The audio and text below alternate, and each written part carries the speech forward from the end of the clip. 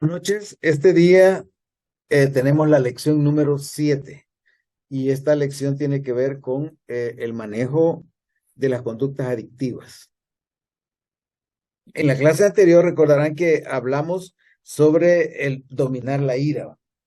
¿Alguna experiencia durante esta semana en donde ustedes se sintieron impulsados a actuar con ira y de alguna manera recordaron algo de lo que hablamos? Vamos a ver algún comentario, ¿sí? ¿Puede compartirlo?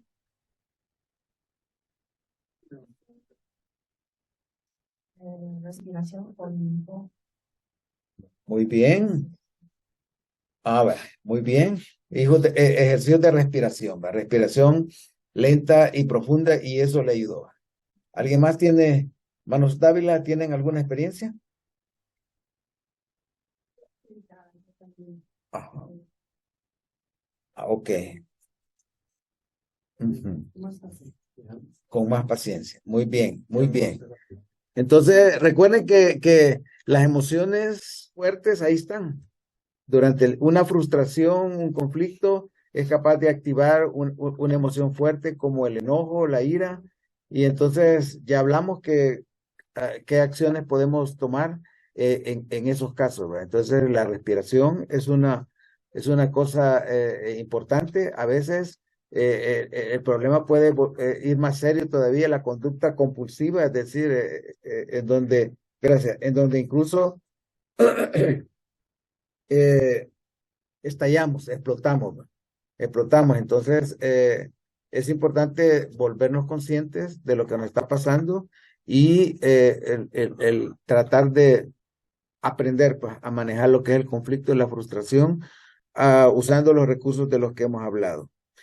El día, el día actual, el tema es sobre la droga. Cada uno de ustedes podía pensar en una droga y mencionármela, por ejemplo. Marihuana, cocaína, cristal, ¿cómo? Fentanilo, la de moda. Fentanilo, ajá. ¿Cómo? El azúcar es una...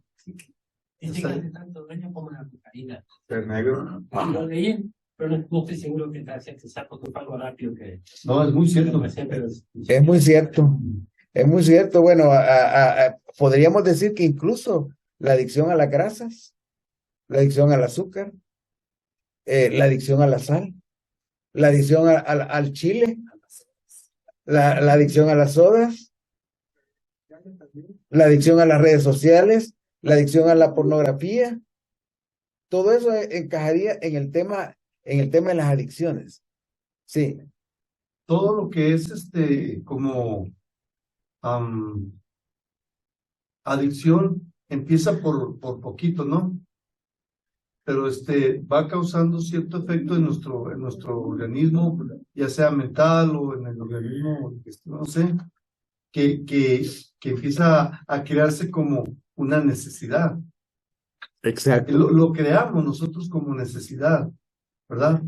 Y es donde, como todos nosotros somos diferentes, hay unos que son, no sé, medicina, pero unos tienen más, como fortaleza en no caer en ciertas cosas, por ejemplo, de drogas, Sí, pero sí en la pornografía, sí, sí, o no en pornografía, pero sí en el alcohol, sí, o cosas así, ¿verdad? exacto, exacto. Y ese es el punto. Es decir, por ejemplo, qué tipo de comportamientos que yo tengo son comportamientos repetitivos que se pueden considerar como un comportamiento, como una adicción que si yo no estoy haciendo eso, no estoy tranquilo, me genera ansiedad. Entonces, a veces incluso hay conductas que pueden ser sencillas y que las personas llega un momento en que si no le están haciendo, no se sienten bien. Por ejemplo, hay gente que cada vez que está nerviosa se come las uñas. Y si no, y si está nerviosa, instintivamente va a comerse las uñas. Y no puede evitar, porque si no, si se quita la mano, se siente más ansioso. Entonces, este tema de las conductas adictivas puede comenzar por algo así sencillo. Los niños, por ejemplo, se meten el dedo en la boca. Llega un momento en que hasta podemos decir que es normal, vaya, y hasta los psicólogos dicen que están en la etapa oral, que todos lo llevan a la boca. Pero hay un momento en donde esas conductas tienen que ser superadas por otras conductas más, digamos, de acuerdo a su edad. Ahora la pregunta, ¿qué es la adicción? Y entonces Algunas personas con adicciones de verdad quieren dejarlas, tratan de hacerlo solos, de golpe, pero regularmente no funciona. Algunos creen que solo pueden decidir recuperarse, que solo necesitan las consecuencias, motivación o circunstancias correctas, pero con el tiempo se descuidan y tienen que empezar de nuevo. Las adicciones son difíciles de dejar porque son una enfermedad mental. Aunque uno sepa que lo que hace está mal, aún siente un fuerte y gran impulso de seguir tomando una sustancia o de seguir con un comportamiento. Su cerebro es como el centro de control, envía poderosas señales al resto del cuerpo que le dicen qué hacer o cómo sentirse. Cuando uno tiene una adicción, el cerebro envía señales diferentes y perjudiciales que dicen que algo que es dañino está bien porque se siente bien por un tiempo. Le brinda una descarga temporal de emociones positivas, pero con el tiempo la estimulación no es tan fuerte y se necesita la sustancia o el comportamiento para evitar sentirse mal. Regularmente la adicción empeora. Uno empieza a guardar secretos, a mentir y a creer que nadie podría amarlo. Eso no es cierto, y no tiene que seguir sintiéndose así. Salir de una adicción es difícil, pero es posible. Si usted o un ser querido tiene problemas, busque ayuda. ¿Desea saber más acerca de la adicción? Busque ayuda en addictionrecovery.churchofjesuschrist.org.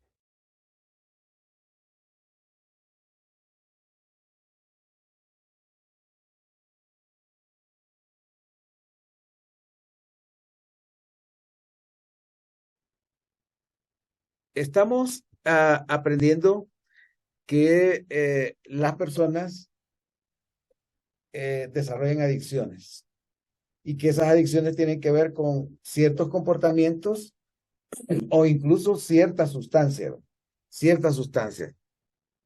Casi podríamos pensar que como que las adicciones son como una muletita que uno necesita para caminar, hasta que se recupera y ya el pie puede hacer su función, ¿va? Pero algunas personas esa muletita la llevan por toda la vida y sin esa muletita no son capaces ni siquiera de levantarse y tener un día normal. Entonces, ¿por qué es que las adicciones o cómo es que las adicciones se desarrollan en nuestro cerebro según el video que acabamos de ver? ¿Qué observaron? ¿Cómo es que en el cerebro las adicciones llegan a quedarse allí y hacer parte de nuestro comportamiento?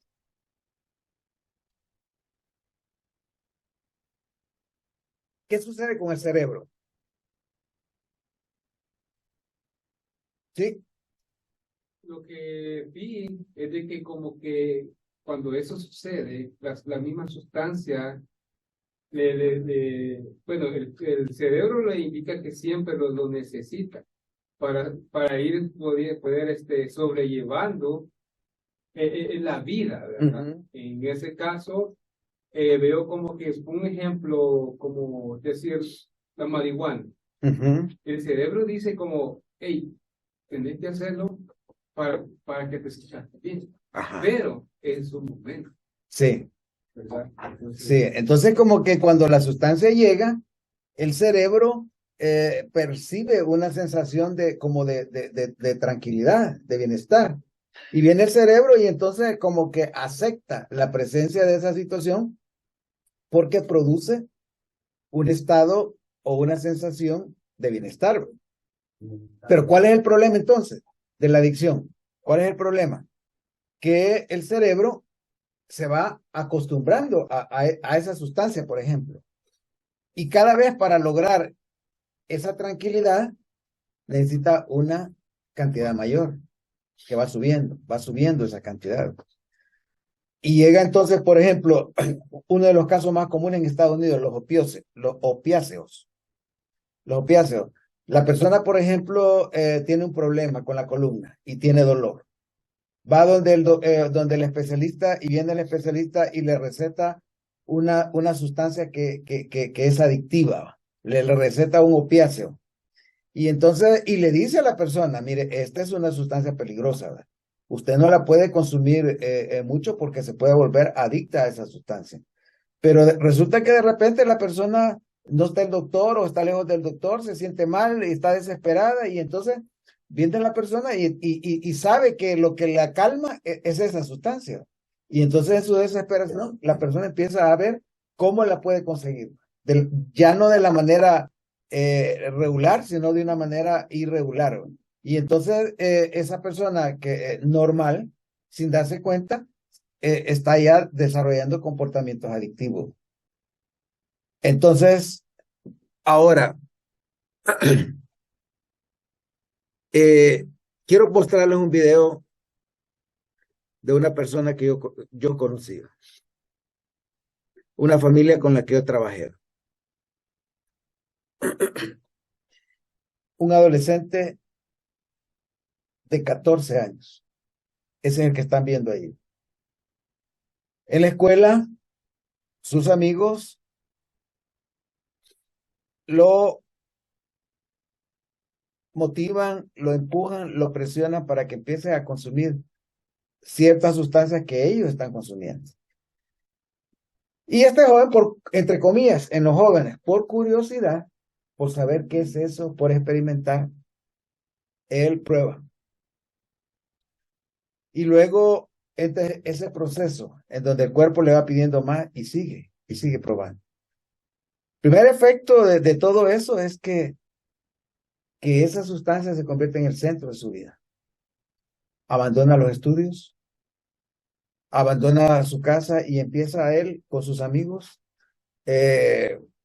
buscando esa sustancia y ese tipo de actividades que están alrededor de esa sustancia. Porque generalmente alrededor de la adicción, cuando hablamos de drogas, hay otras situaciones que están como paralelas, que van paralelas a esa droga. Por ejemplo,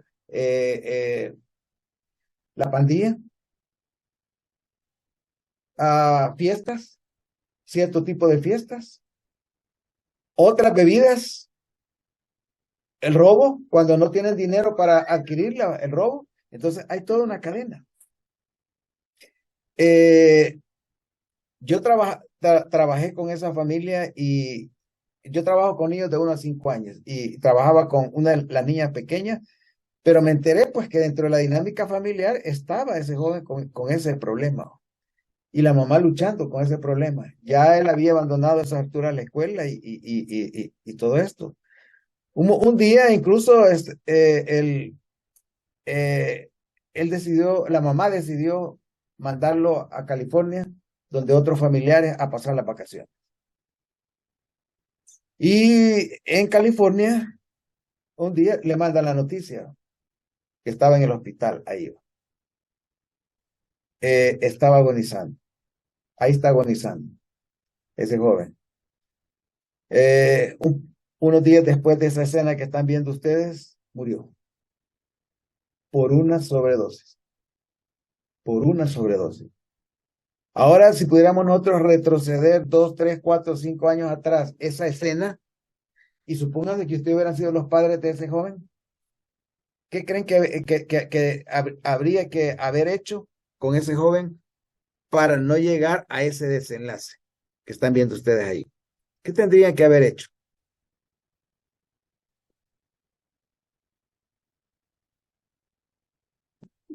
Ustedes como padre de este joven, ¿sí?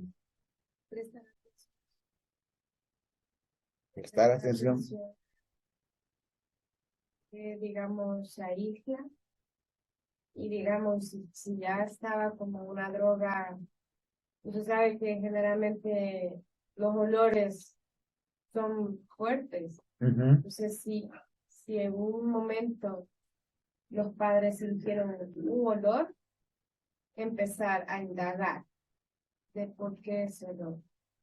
Entonces, a buscar ayuda antes de haber entrado a una adicción fuerte.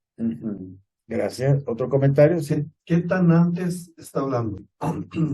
digamos 2 años antes de que la escena de él que está agonizando se produjera, ¿qué podíamos haber hecho?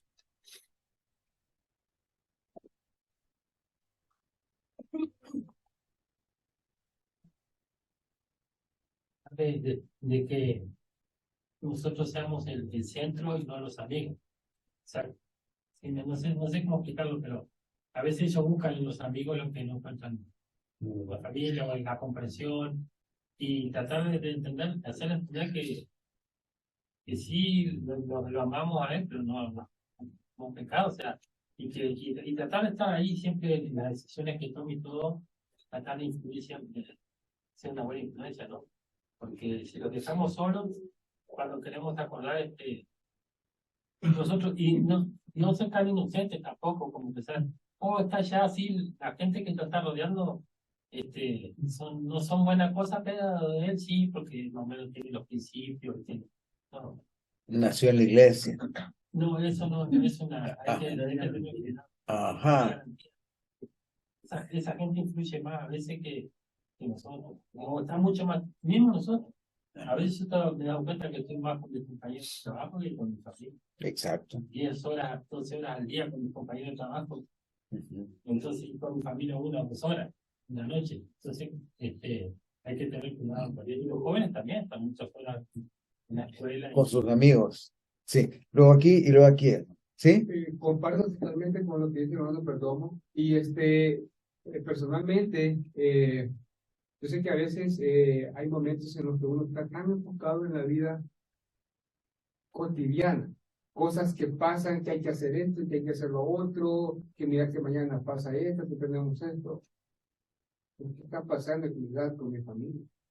Y principalmente, y he aprendido algo con las clases y con libros y todo eso, de que a veces no es tan importante prestarle atención, por ejemplo, a mi bebé. Yo sé que no es cambiarle el pamper a ella, pero tengo un adulto que ya tiene conciencia. En este caso, nuestro hijo, que ya tiene 16 años, entonces, cuando ellos te comparten algo o te hablan, si tú estés aquí y ellos te dicen, mira, fíjate que me salió un video de tal cosa o está pasando eso. Puede ser un tema que para uno puede ser insignificante o puede ser como, no, pues eso es lo que estás hablando, no tiene sentido. Y es allí cuando ellos te están diciendo, hey, quiero practicar con vos. O sea, ellos así como automáticamente están dando un mensaje abiertamente a que vos puedas entrar y ahí como uno puede indagar y ver qué está pasando y por qué y esto, entonces se establece una conversación. Entonces yo pienso que con lo que acabo de yo ver allí, entonces a veces como la comunicación es como la base para que no pueda llegarse como a suceder lo que le pasó lamentablemente al muchacho. Entonces, no, nada más eso quería compartir. Luego aquí y luego aquí. Realmente la iglesia nos ha dado los instrumentos a sabiendas de lo que está, la forma como está evolucionando la sociedad. Nos ha dado la iglesia, que yo considero el pilar más fuerte y seguro para poder ayudar a instruir a nuestros hijos desde chicos, educándolos en cuanto a esas situaciones. En el derecho, una de las formas como se ha tipificado estas situaciones de los jóvenes adictos es que los padres sí se pueden dar cuenta, sí se dan cuenta o deben de darse cuenta en su conducta. Primeramente su conducta. Segundo, lo ecuánime en el habla del joven. Y otras cosas más que si las enumeramos no son bastantes. Pero como padres sí podríamos darnos cuenta de cuál es la situación emocional psíquica de nuestros hijos. Y la educación no se adquiere en la escuela, la educación se adquiere en el hogar. Una hermana estaba comentando en mi barrio, muy preocupada por la situación social que se está dando a diario. Y la hermana, así como otros hermanos, pues la falta de conocimiento, porque hay manuales en la iglesia que tenemos que estar utilizando como padres en nuestras noches de hogar, desde que los niños están pequeños, podemos utilizar esos manuales que son precisamente los que nos van a educar a los hijos en cuanto a lo espiritual y a lo que viene. Entonces, tenemos mucho material, pero como padres sí podemos darnos cuenta desde que el hijo empieza a adoptar ese tipo de conductas. Gracias, sí, hermana. Desde que hemos puesto en práctica lo que es lo que son en los principios, ¿verdad? Que tenemos la proclamación para el mundo. La familia, una proclamación para el mundo. Siempre le hemos dado como deberes a nuestros hijos, porque ahí dice los deberes de los hijos, los de la madre y los del padre. Y puntos también, ¿verdad? Entonces, desde ahí, no digo que salieron perfectos ni que son perfectos mis hijos, ¿verdad? Pero es lo que yo últimamente vengo hablando con mis hijos, que como no se basan a principios de la iglesia, dejo a mis nietos o yo hablo con ellos y digo, ¿qué pasa con ustedes? Y luego le echan la culpa a la sociedad, le echan la culpa al presidente o a los acá o a los allá o hasta a los padres. ¿Quién es que el niño lo deja? Es que si tú no les enseñas a tus hijos dentro de estos principios, o pones en práctica eso, la proclamación para el mundo, ¿no? Desde tu hijo que lo dejas ahí sentado por horas, en el teléfono, niño que se vaya a dormir o que descanse y tú con el mundo todo encima, la casa, tu hogar, tu marido, tus problemas, y nadie tiene sus responsabilidades, es tan difícil. Pero si delegas, el mundo es diferente para tu hogar. ¿No? Sí. Entonces, siempre y hasta el día de hoy, cuando mis hijos llegan ahorita a la casa, siempre me digo. Y en su comportamiento, pues, así como ustedes, en el comportamiento de nosotros, ustedes tienen que ser con sus hijos, ¿no? Tienen que avanzar y siempre vivir dentro de los principios. El mundo cambia para ustedes. Entonces, a mí siempre me ha encantado, que siempre, no tengo que decirle a mi esposo ni él me tiene que decir, porque ahí está la responsabilidad. La leemos en el libro y la analizamos siempre seguidamente en lo que es la proclamación cada 15 minutos. Gracias, gracias. Entonces, un concepto importante sería banderas rojas y banderas verdes. Las banderas rojas son señales de peligro. Señales de peligro. Si, por ejemplo, su casa, ustedes, su vecindario, hay problemas de pandillas, hay problemas de drogas, hay problemas de armas en su vecindario, esas son señales, son banderas rojas. De que el riesgo de que se vean afectados sus hijos es más alto. Si la escuela donde van ellos hay problemas de drogas, hay problemas de indisciplina. Aquí, por ejemplo, en Ogden hay escuelas donde, incluso una escuela el año pasado la cerraron porque ya llegó la dirección al punto de que ya no pudo controlar la situación. Y la forma en que el sistema lo resolvió es disolviendo y mandando a las otras escuelas a esos estudiantes. Entonces, banderas rojas y banderas verdes. Una bandera verde importante es el carácter moral y espiritual. Ya científicamente está demostrado que una persona que tiene una práctica religiosa y que está comprometida con esa práctica religiosa y es disciplinada en esa práctica, eso es un factor de protección. Es un factor que va a ayudar a minimizar el riesgo de que en esa familia, en ese hogar, pueda entrar este tipo de problemas y llevarnos hasta ese tipo de situación. En el Antiguo Testamento, un escritor del Antiguo Testamento dijo, instruye al niño en su camino. ¿Y de ahí qué dice la escritura? Ajá, exacto. Entonces, ¿cuál es el primer momento para comenzar a enseñarle el camino de Dios a un niño? ¿Cuál es el primer momento? Ajá. Bueno, desde que está en el vientre de la madre. Es interesante que si la madre, por ejemplo, le empieza a cantar, el niño percibe.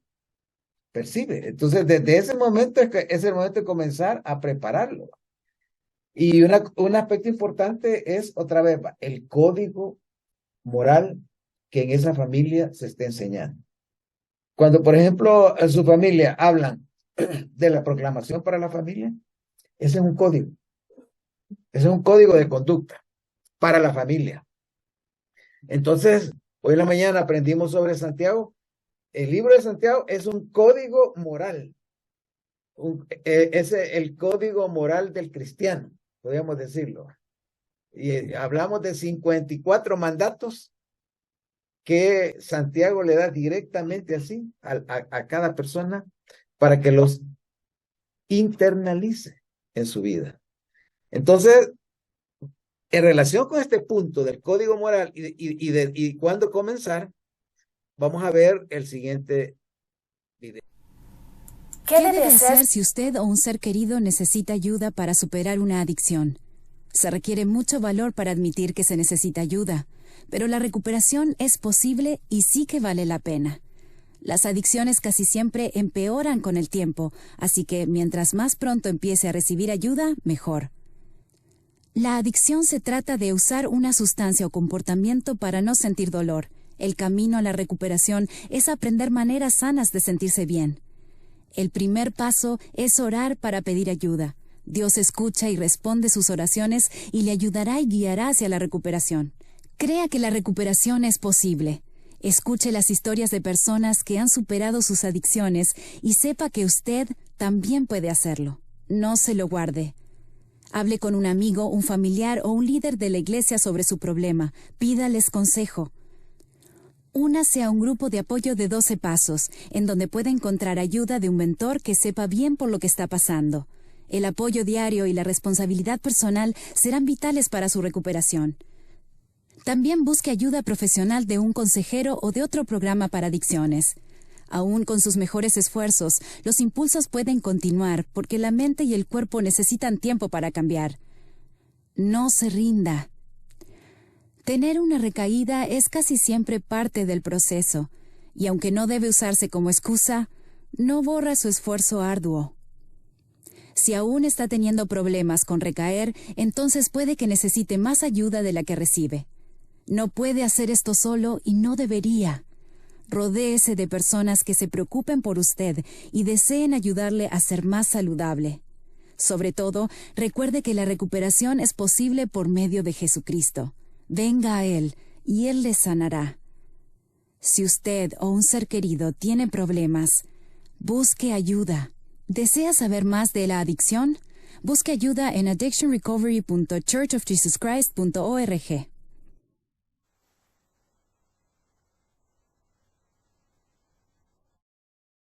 La recuperación de las adicciones. Recopilación hecha por José A. Santos, facilitador del programa Resiliencia Emocional. Las ideas presentadas se basan en el hecho de que el ser humano es una unidad bio, psico, social y espiritual. El Dr. Stephen R. Covey declaró que no somos seres temporales, teniendo experiencias espirituales, sino seres espirituales, pasando por una experiencia humana.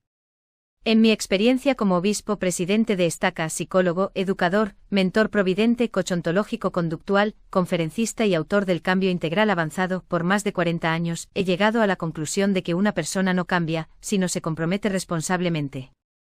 He aprendido que salir del hoyo de las conductas adictivas requiere la ayuda de un poder superior a nosotros, la ayuda de Dios. Esta propuesta se basa en los 12 pasos del programa Alcohólicos Anónimos, el cual ha sido adaptado por un grupo de líderes espirituales y profesionales de la salud mental. Antes de ver este vídeo, le recomiendo ver ¿Qué es la adicción? Un vídeo de mi canal de YouTube, Psicología de las obvias realidades, el cual presento como recurso del programa Resiliencia Emocional, del que sirvo como facilitador. Ya sea que tenga usted problemas con alguna adicción o que esté relacionado con alguien que los tiene, esta guía puede constituir una bendición en su vida. Esta guía es útil para todo el que desee cambiar su vida y, especialmente, para quienes deseen trabajar directamente con un mentor o un asesor profesional. Comenzamos exponiendo los famosos 12 pasos del Programa Mundial de los Alcohólicos Anónimos. Los 12 pasos de Alcohólicos Anónimos. 1. Admitimos que éramos impotentes ante el alcohol, que nuestras vidas se habían vuelto ingobernables.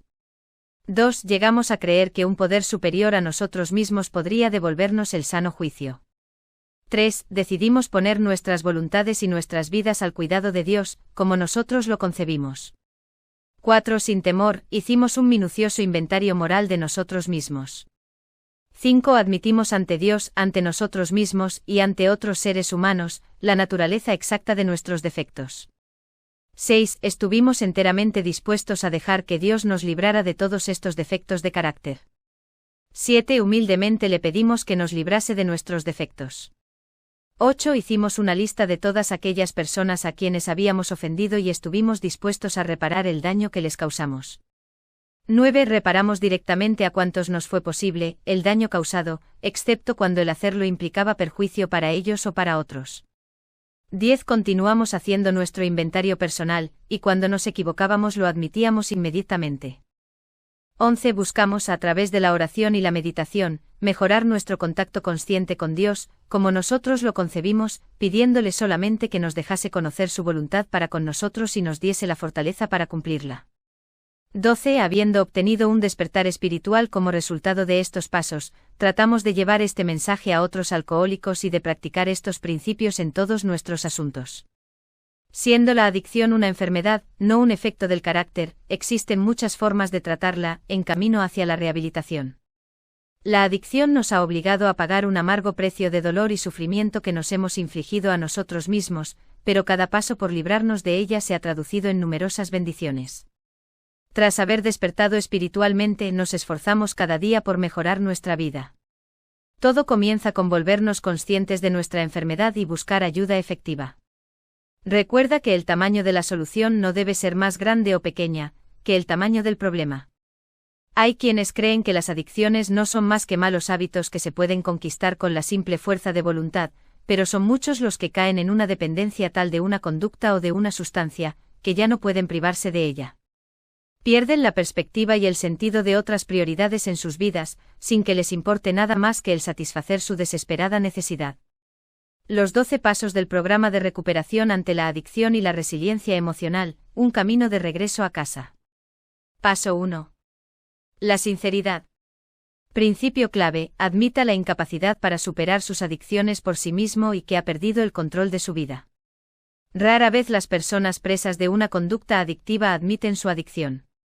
Para negar la gravedad de nuestra situación y evitar ser arrestados, o sufrir las consecuencias de nuestras decisiones, intentamos restar importancia a nuestro comportamiento, e incluso ocultarlo, sin darnos cuenta de que al engañar a los demás y a nosotros mismos caemos más profundamente en nuestras adicciones. Paso 2. La esperanza. Principio clave: crea que el poder de Dios puede restaurar su salud espiritual por completo. Tras percatarnos de nuestra impotencia frente a las adicciones, la mayoría nos sentimos despojados de toda esperanza. Aquellos que habían crecido sin el concepto de Dios, tenían la certeza de que se habían agotado todos los medios de ayuda. Mientras tanto, los que creían en Dios, estaban convencidos de que Él estaba demasiado disgustado para ayudarles.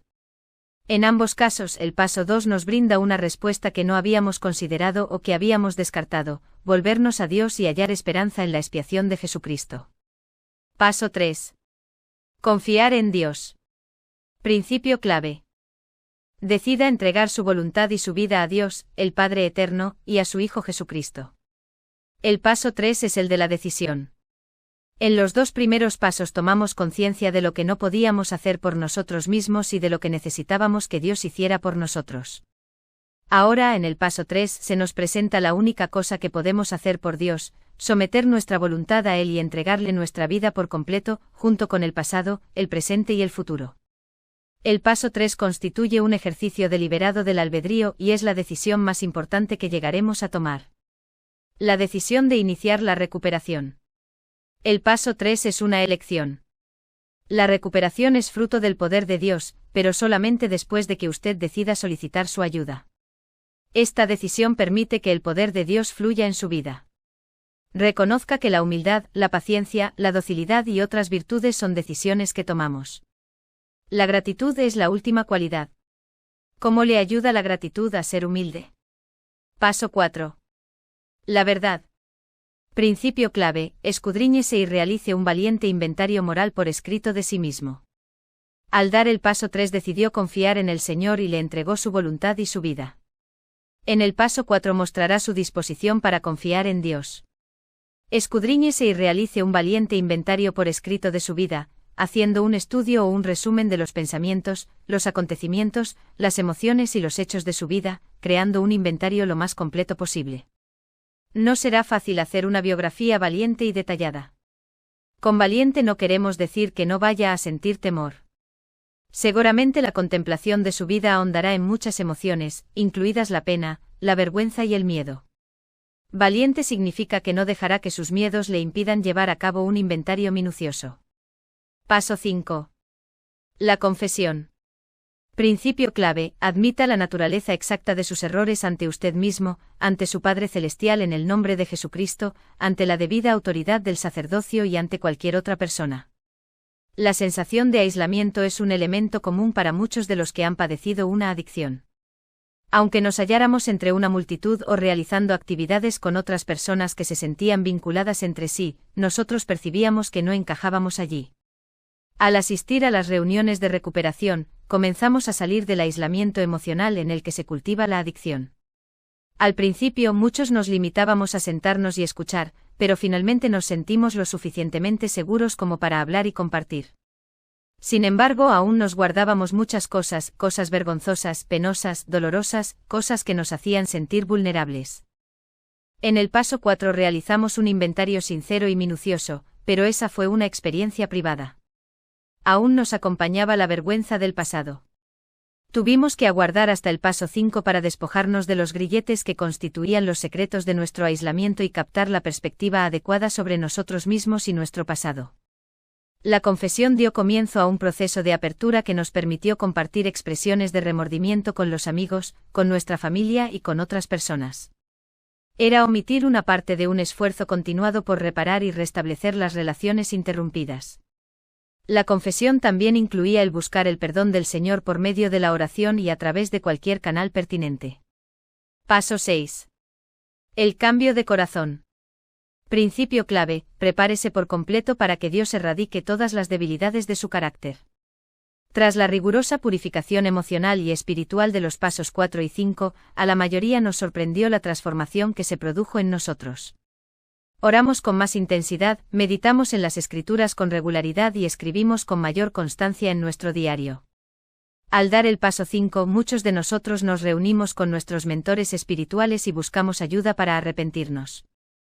La mayor parte de nosotros se dio cuenta de que nuestras adicciones nos tentaban con menor intensidad y frecuencia. Algunos ya estábamos libres de ellas. Habiendo experimentado tan poderoso cambio en nuestra conducta y nuestra vida, algunos nos preguntábamos por qué era necesario seguir más pasos. Sin embargo, con el paso del tiempo nos percatamos de que la abstinencia parecía poner más de manifiesto las debilidades de nuestro carácter, especialmente ante nosotros mismos. Intentamos controlar nuestros pensamientos y sentimientos negativos, pero continuaban resurgiendo, obsesionándonos y amenazando nuestra nueva vida de abstinencia y actividad diaria. Quienes comprendían las implicaciones espirituales de la recuperación nos instaron a reconocer que, si bien los cambios externos eran maravillosos, el Señor deseaba bendecirnos mucho más. Nuestros amigos nos ayudaron a ver que, si deseábamos no solo evitar nuestras adicciones, sino finalmente erradicar todo deseo de volver a ellas, debíamos experimentar un cambio de corazón. Ese cambio de corazón, o deseo, es el propósito del paso 6. Paso 7. La humildad. Principio clave: pida humildemente a su Padre Celestial que le libre de sus debilidades. La humildad es necesaria en todos los pasos, pero el paso 7 la requiere de un modo más explícito: pida humildemente a su Padre Celestial que le libre de sus debilidades. La humildad desarrollada en nuestro corazón durante el paso 6 hace que nos arrodillemos en el 7 para pedir al Señor que nos libre de nuestras debilidades. Al progresar hasta este punto, nos sentimos preparados para orar sin otra motivación que el deseo de ser uno en corazón y mente con nuestro Padre Celestial y el Señor Jesucristo. Ya no nos conformamos con un cambio de costumbres o de nuestro modo de vida. Finalmente estábamos preparados para que Dios cambiara nuestra propia naturaleza. El paso 7 representaba para cada uno de nosotros una rendición tan completa al Salvador, que muchos no pudimos evitar gritar en nuestro corazón, como alma: «Oh Jesús, Hijo de Dios, ten misericordia de mí». Alma 36, 18. Nuestro corazón se consumía por los remordimientos, no solo porque habíamos sufrido o hecho sufrir a otras personas, sino porque lamentábamos que, aun en pleno proceso de recuperación, no éramos capaces de desechar nuestras imperfecciones. Tras haber sentido una parte del amor de Dios, deseábamos abandonar todos nuestros pecados, es más, cualquier inclinación a pecar, a fin de conocerle mejor. Al final, voluntariamente y de todo corazón, entregamos a Dios toda nuestra alma y le pedimos que nos perdonara y que nos hiciera a su imagen. Paso 8. La búsqueda del perdón. Principio clave: redacte una lista con los nombres de todas las personas a las que haya ofendido y dispóngase a reparar sus agravios. Antes de nuestra recuperación, nuestro adictivo estilo de vida era como un tornado lleno de energía destructiva que afectaba nuestras relaciones y provocaba una gran destrucción. El paso 8 representó la oportunidad de establecer un plan para limpiar esas ruinas y reconstruir todo lo que pudiera salvarse. Cuando sentimos el poder sanador de la misericordia del Salvador al trabajar en el paso 7, sentimos el anhelo de tender una mano amiga que reparara las relaciones rotas. Sin embargo, aprendimos que el correr impulsivamente para enmendar nuestros errores sin haber dedicado tiempo a orar y quizás también a consultar con un consejero de confianza, como un obispo o mentor espiritual, podría ser tan perjudicial como no subsanar nuestros errores. El paso 8 nos garantizaba que no haríamos daño a las personas cuando comenzáramos a ponernos en contacto con ellas en el paso 9. Paso 9. Restitución y reconciliación. Principio clave: en lo posible, realice una restitución directa a todas las personas a las que haya ofendido.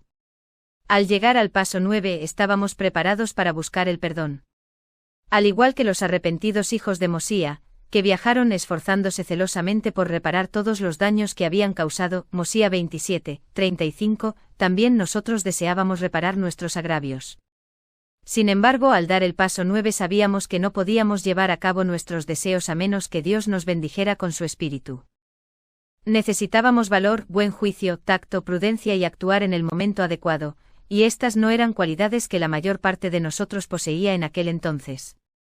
Nos dimos cuenta de que el paso 9 pondría a prueba una vez más nuestra disposición para humillarnos ante el Señor y buscar su ayuda y su gracia. Paso 10. La responsabilidad diaria.